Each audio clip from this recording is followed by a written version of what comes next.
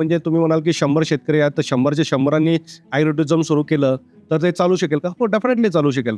कारण आज शहरात खूप साऱ्या लोकांना या वेगळ्या करमणुकीची गरज आहे आणि टिपिकल रेस्टॉरंट्सला लोकं वैतागलेले असतात, तर लोकं या प्रकारे काही ना काही अपॉर्च्युनिटीज बघत असतात, जिथे जाऊन ते एक पूर्ण दिवस घालवू शकतील किंवा काही काळ घालवू शकतील किंवा अगदी संध्याकाळचं चांगल्या ठिकाणी जेवायला जाऊ शकतील अशा शेतामध्ये. तर अशा प्रकारे असे उपक्रम राबवता येऊ शकतात आणि शेतकऱ्यांनी डेफिनेटली या बिझनेसकडे यावं आणि एक 4 चांगले पैसे त्यांना शेतकऱ्यांना मिळू शकतात.